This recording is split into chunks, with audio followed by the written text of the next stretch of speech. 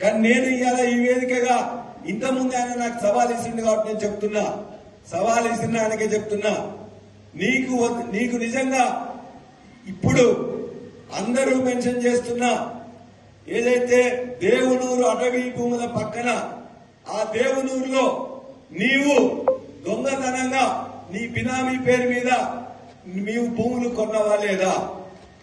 ఆ భూములకు నీవు ఒక జీతగాన్ని పెట్టుకొని గత నెల వరకు కూడా గత సీజన్ల వరకు కూడా వ్యవసాయం చేయించినవా లేదా? రోజు నీ అల్లుడు అక్కడికి వచ్చి నువ్వు నీ అల్లుడు నీ కుటుంబం వచ్చి చూసుకుంటున్నావా లేదా? దాని పక్కనే ఉండే ముప్పారంలో అదే అడవి భూముల పక్కనున్న ముప్పారంలో నీవు మళ్ళొక 24 ఎకరాలు నెలన్నర కింద మళ్ళా బినామీ పేరు మీద కొన్నవా లేదా? ఆ కొనడానికి నీ అల్లుడు మీ కుటుంబ సభ్యులు వచ్చిందా లేదా? దాని పక్కనే ఉన్న రోడ్లు కొత్తగా నువ్వు వేయించుకోవడానికి పక్కనలతో మంతనాలు చేసి బెదిరించినవా లేదా?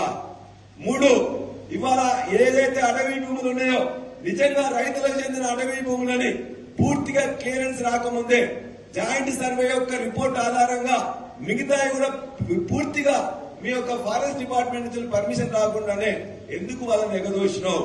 వాళ్ళందరికీ పని కాకుండా వాళ్ళందరినీ బెదిరించి చివరికి నువ్వే కాజేయాలని చెప్పి నీ ప్రయత్నం చేస్తున్నావా లేదా? ఈ మూడింటికి నువ్వు సమాధానం చెప్పు. ఖచ్చితంగా నీ యొక్క బినామీలు అక్కడ ఉన్నారా లేదా? ఆ దేవునూరు గ్రామస్తులందరినీ అడుగు, ఆ ముప్పారం గ్రామస్తులందరినీ అడుగు. ఎవరైతే నువ్వు రైతులను ఇక్కడ పంపిస్తున్నావో ఆ రైతుల పేరు మీద 1000 ఎకరాలు కొలగొట్టడానికి నువ్వు సిద్ధపడ్డావా లేదా? నీకు ఇవన్నిటికీ నిజంగా సమాధానం తెలిసి కూడా నువ్వు అబద్ధాలు చెప్తున్నావు. నువ్వు నాకు చిమ్ము నెత్తు లేదని చెప్పి మాట్లాడతావా? బరాబరిగా చెప్తున్నావు. ఇవాళ నీవు ఒక పార్టీ తర్వాత ఒక పార్టీ, ఒక పార్టీ తర్వాత ఒక పార్టీ మారుతూ ఇవాళ మొత్తం కూడా నేతి బీరకాయలో నేతి ఎంత ఉందో నీ యొక్క నీతి కూడా అంతే ఉందని చెప్పేసి నేను తెలియజేస్తూ నీవు ఖచ్చితంగా మాకు చీము నెత్తురున్నది. నిజాయితీగా ఉన్నాం. కేసీఆర్ గారు తెలంగాణ ఉద్యమంలో మాకు ఏవైతే పోరాటం నేర్పిండో, నిజాయితీ నేర్పిండో ఆ నిజాయితీతోనే నీకు కూడా హెచ్చరిస్తున్నాం. పిచ్చి వేషాలు వేస్తే ఖచ్చితంగా అక్కడున్న ప్రజలు నీకు ఓటేసిండ్రు, నీ అల్లునికి ఓటేయలే. నీ ఆంధ్ర అల్లుడు ఇవాళ పోలీసులందరినీ రిక్రూట్మెంట్ లో ఉంటున్నాడు. నీ ఆంధ్ర అల్లుడు ఇవాళ మొత్తం కూడా అక్కడ ఉండే మొత్తం ఇతర కబ్జాలకు కూడా పాల్పడుతున్నాడు. నీ ఆంధ్ర అల్లుడు మొత్తం రెవెన్యూ డిపార్ట్మెంట్ మొత్తం గుప్పిట్లో పెట్టుకున్నాడు. అక్కడున్న రోడ్లన్నీ కూడా మిగతా కార్యకర్తలకు ఇవ్వకుండా నువ్వు వేసుకుంటున్నావు.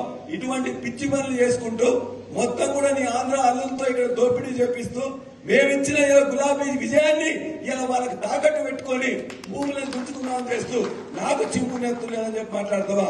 జాగ్రత్త బిడ్డ. ఖచ్చితంగా అన్నిటి కూడా నిరూపిస్తాం.